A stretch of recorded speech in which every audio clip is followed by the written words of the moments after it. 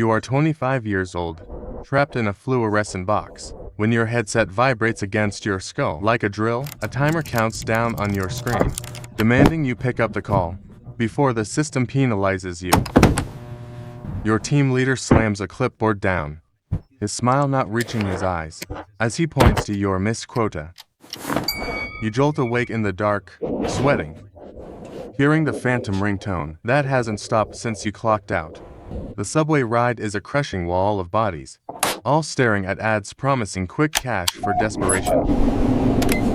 Every time you swipe your ID card, the beep sounds exactly like the call connection tone that haunts your dreams. You sit down and plug yourself in, feeling the wire tether you to the desk like a leash. The shift siren blares, and suddenly, everyone around you begins shouting into their microphone. At the same second, you demand money from a stranger, while your own phone lights up with a text saying your rent is overdue. But your story didn't start in this chair. It started 3 years ago, when you still had hope. You are 22, standing outside a glass tower, in a cheap suit that smells like plastic, holding a resume. The recruiter shakes your hand with a grip that hurts, showing you a brochure full of smiling people and stacks of cash. In the training room, they tell you this isn't just debt collection. It's financial justice. You practice reading the script with a partner, laughing when you stumble over the legal threats. You sign the contract quickly, ignoring the fine print about equipment, fees, and performance penalties. Walking onto the main floor feels like stepping into a spaceship, surrounded by high-tech screens and high energy. You decorate your tiny gray square with a family photo and a sticky note that says, "Goal, debt-free." You put on the headset for the first time, hands shaking as you wait for the beep. You get a debtor to agree to a payment plan, and a green sale light flashes on your screen. The team leader walks by, gives you a thumbs up, and rings a little brass bell to celebrate your win. You drink coffee with your neighbor, who smiles sadly and tells you to enjoy the honeymoon phase. Then, the first paycheck hits your account, and for a moment, the screaming voices seem worth it. You buy a pair of shoes you don't really need, telling yourself, this job is your ticket up. You settle into a rhythm, the calls becoming a game, where you manipulate voices to get results. You learn the tricks, speak faster, interrupt often, and use silence to make them uncomfortable. You handle an angry caller calmly, de-escalating the situation, and thus like the manual said. You see your name written on the top performers, whiteboard in bright blue marker. You notice your neighbor arguing with the caller, face turning red but you choose to ignore it. You go out for drinks, shouting over the music about how easy the job is. You sleep soundly, believing you have finally hacked the system. But one morning, you arrive to find the leaderboard wiped clean, and a new quota increase sign. The calls come in faster now. 0 seconds of rest between the hang-up and the next beat. The team leader paces behind you, tapping his watch his smile completely gone. You stumble on a script line, and the debtor screams insults at you for 10 seconds straight. You try to hang up, but the system blocks you. You are not allowed to disconnect until the client does. You try to eat a sandwich, but your stomach is tied in knots from the adrenaline. You really look at your neighbor's hands and see them shaking as they type. A notification pops up.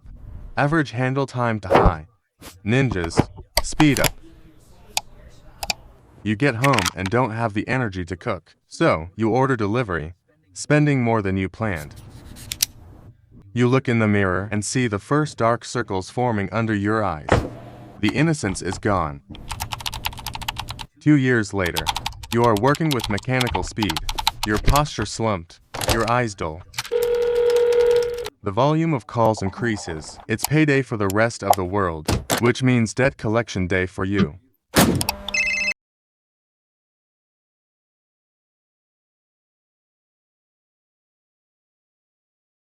The team leader berates you for not pushing the threaten legal action button fast enough. You stare at the daily target bar on your screen. It barely moves, despite hours of talking. You skip lunch to make up for the missed target, eating a candy bar while typing. Then one day, security guards march your neighbor out. They didn't hit quota for 2 months. You watch the empty chair next to you, realizing how easily you can be replaced.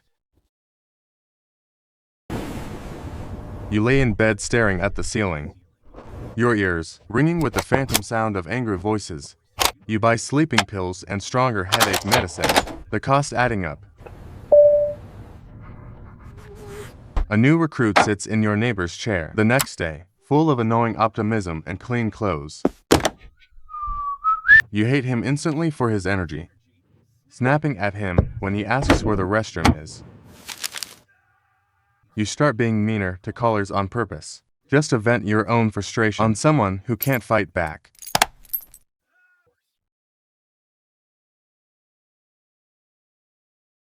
The team leader praises your improved aggression, and then you get a caller who is crying, begging for time to feed their kids, and you feel a crack in your armor. You try to offer an extension, but the software simply grays out the button, and the system forbids mercy. You are forced to read the asset seizure warning script while the person sobs in your ear. You hide in a toilet stall for 3 minutes, pressing your forehead against the cold door. Stop. Your team leader knocks on the stall door, shouting, "Time's up. Back to the phones." You return to the desk and turn off your emotions, completely becoming a voice machine. At home, you open your own mail and find a payment overdue. Notice for your electricity. You calculate your budget, the fines for missing work. Targets have eaten your bonus. You have a fever, but come to work anyway because you can't afford a sick day penalty. Your head swims, the voices in the headset, sounding distorted and demonic. You accidentally insult a client because you are delirious, mixing up your thoughts with the script. The team leader screams at you in a glass room, while everyone outside watches. You receive your payslip. A huge chunk is missing for quality assurance violation.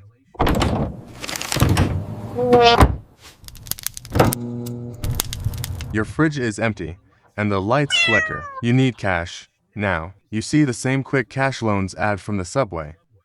But now it looks like a lifeline. You sign a high-interest loan agreement, the exact same kind you chase people for all day. You are back at work, harassing people for debt, knowing you are now one of them. The monthly target is raised again. The company needs more profit. The team leader whispers, a new technique that is technically illegal, but effective. But effective. You use the illegal threat on an old lady, hating yourself as you do it. The old lady pays ... Your numbers go up green. You chain smoke with other veterans. Nobody smiling. Everyone looking great. You get your first text message reminding you of your own loan payment. You try to ignore your own financial stress and focus on the screen. A debtor plays a high-pitched, screeching noise into the phone, hurting your ears. You tear the headset off, ears ringing, a sharp pain drilling into your head.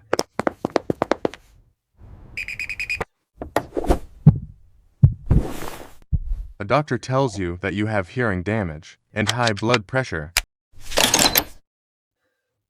The medication for your ears costs half your remaining paycheck. You realize you can't pay the full loan installment this month.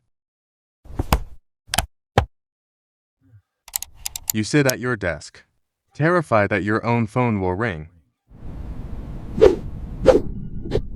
You start hearing your own name in the angry voices of the callers. You. The manager demands mandatory, unpaid overtime to clear a backlog.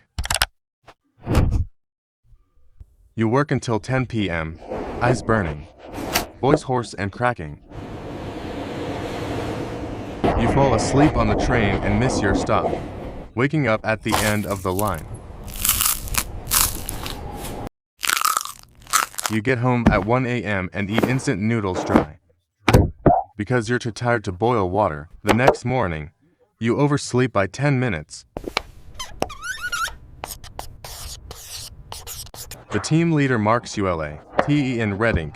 That's another fine. You snap at a polite caller, losing control for a second.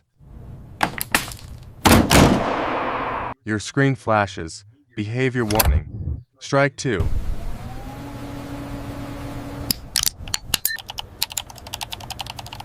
You stare at the rows of identical heads in front of you, feeling like a battery in a machine. Your phone rings. It's a blocked number. You know who it is. You let it ring, staring at it paralyzed by the sound. You are at work, and your personal cell phone starts buzzing in your pocket continuously.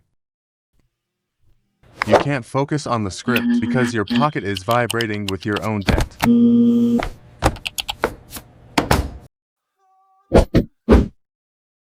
You accidentally read your own excuse to the client instead of the script. The team leader starts walking toward you with a dark expression and you know this is the end. The team leader slides a termination paper across the table. You missed quota 3 months in a row. You walk out of the building with a cardboard box, blinking in the harsh sunlight. You stand on the sidewalk, watching the crowds rush by to jobs they hate. You lie on your floor, surrounded by unpaid bills, no job, and hearing damage. Your phone rings. You finally pick it up. You hear a voice on the other end. It sounds exactly like you did a year ago.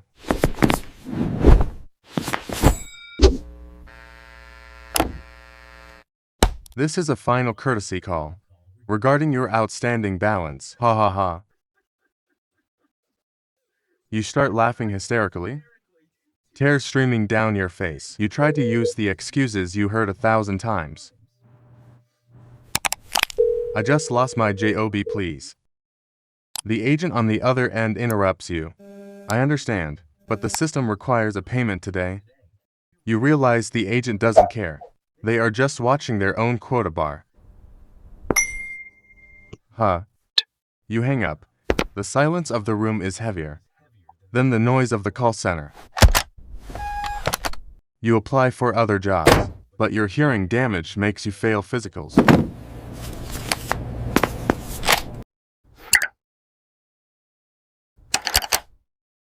You sell your indulgence shoes for cash to buy rice. The electricity is finally cut.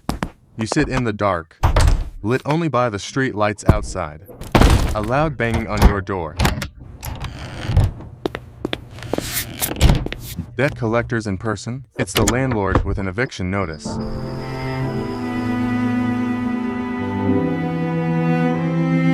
You sit on a park bench with your box, watching the office building where you used to work. You see the team leader walking out, looking stressed and smoking rapidly. You realize even he is trapped just on a. You use a public computer to look for any work, any gig. You see a job ad. Customer service agent needed. High commission. No experience. You hover the mouse over apply, your hand shaking. You close the browser tab. You can't go back. You take a day labor job carrying bricks. It breaks your back, but quiets your mind. You look at your hands, rough and bleeding, but at least they aren't typing threats.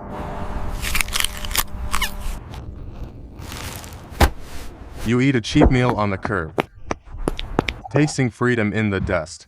You check your balance. It's still negative, but the panic is duller now. The camera zooms out to show the city. Millions of lights, each one a debtor or a creditor. You walk past your old building and look up at the lit window on the 14th floor. You see a silhouette in your old chair, the new recruit ... hunched over, trapped. You are poor, tired, and in debt. But you are outside the glass. You see a billboard for a new credit card with a smiling family. Someone has spray-painted lies over the billboard. You nod at the graffiti, finally understanding how the machine works. The city fades to white. You stand alone in the void, with a giant phone cord wrapped around you. You slowly untangle the cord, dropping the headset to the ground. The headset hits the floor and shatters into coins. The coins roll away and assemble into the shape of a skyscraper. You see the manager at the top of the coin tower and thousands of views at the bottom, holding it up. Money flows up, abuse flows down.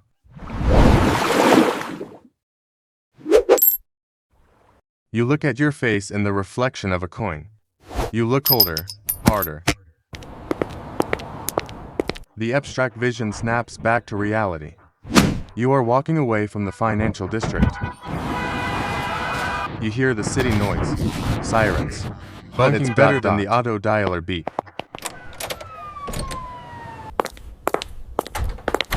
You see a fresh group of young graduates in cheap suits, rushing toward the office. You want to warn them, but they are wearing headphones, listening to Success Podcast. They rush past you, eager to sell their voices for minimum wage. The camera rises high above the city, showing it as a giant circuit board of debt.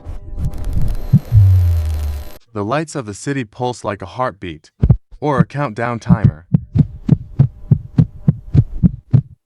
Screen cuts to black as the sound of a phone taking a message plays. Please leave a message after the tone.